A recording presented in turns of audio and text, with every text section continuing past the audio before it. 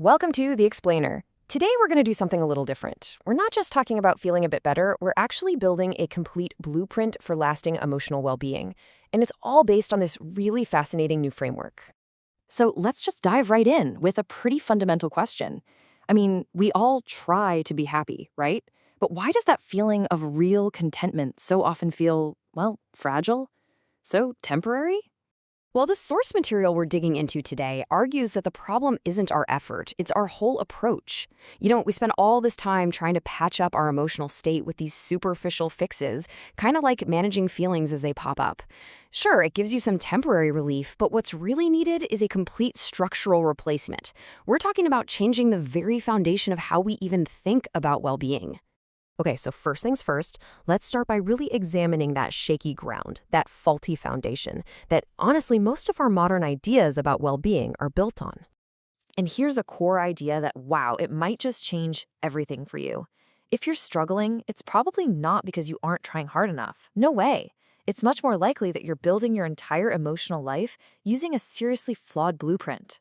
So what that means is we're faced with a choice between two completely different, competing blueprints for life. One path, well, it leads to these fragile, temporary structures that just don't last. The other, as you're about to see, leads to something way more solid and ultimately meaningful. And here they are, laid out side by side. On the left, you've got what's called the meaningless triad. Think of this as the flawed blueprint, the default setting in so many modern cultures.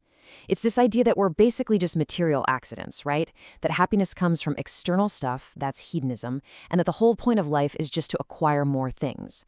But then look at the alternative on the right, the meaningful triad.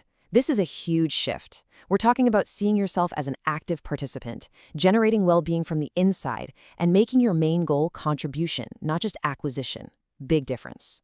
So, okay, the very first major choice in our new blueprint is a big one. We have to get off the hedonic treadmill. You know what I'm talking about, that constant, exhausting chase for the next external reward. Instead of that, we're going to shift our goal entirely. We're moving towards something called eudaimonia, and that's all about a non-competitive focus on what we can generate from within ourselves and contribute back to the world. So, what is eudaimonia exactly?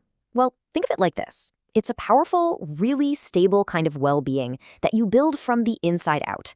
It has nothing to do with getting the next thing you want.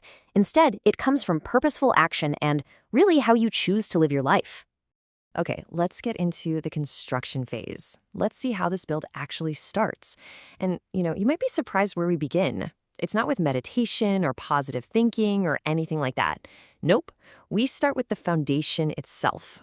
And that very first layer of this new foundation, the absolute non-negotiable starting point for any kind of durable well-being, is ethics. And yet, this idea is totally non-negotiable. The argument is simple. You just cannot build stable contentment on a foundation that's all cluttered up with unresolved remorse or constant craving. It just doesn't work. A clear conscience, that's the essential clean slate you absolutely need before any of the other work can even begin. So this gives us a really clear four-step construction sequence. It's our roadmap. We start with ethics. That's our foundation. From there, we build up with cognitive intelligence. Then we reinforce that whole structure with something called samadhi, or composure. And finally, we cap it all off with insight. All right, so imagine that solid ethical bedrock is poured and set. Now we can start building the mental framework upwards, right, from that strong base. So step 2 is all about using our intelligence, but strategically. It means learning to see right through the false promises of consumerism and all those sensory thrills. It's about spotting them for what they really are, hedonic traps that are basically designed to hook you into this endless cycle of craving and disappointment. But listen, the blueprint is super specific about the order of operations here. This isn't about just trying to feel calm or zen out. No, the wisdom to actually see the traps, that has to come first. It's crucial. I mean, trying to find a state of calm before you have the wisdom to see the traps, that's just a recipe for failure. There's a name for this. It's called spiritual bypassing. And it's basically just papering over the real problem instead of actually solving it at its foundation. So, okay, once you can actually see the traps that hedonism and consumerism have laid out for you, you need the mental stability to not fall into them. And this is where step 3, cultivating samadhi, comes into play. And let's be super clear about what samadhi means in this context. It is not about suppressing your feelings, not at all. Think of it more like a deep form of mental composure that gives you stability by addressing emotion way down at the root instead of just reacting to everything on the surface.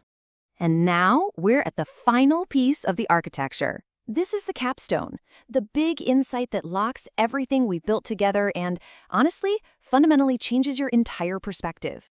So this final step is a really profound cognitive shift. You're moving from that old materialist view, where you're basically just a passive observer that things happen to, and you're shifting to a participatory view, a view where you become an active, responsible agent that things can actually happen through.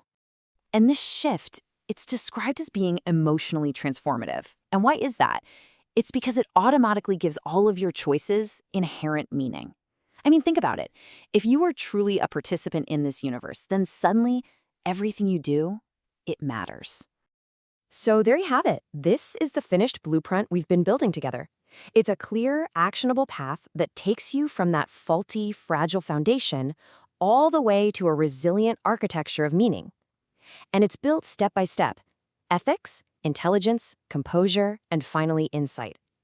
And so we're left with one final, really powerful question to think about.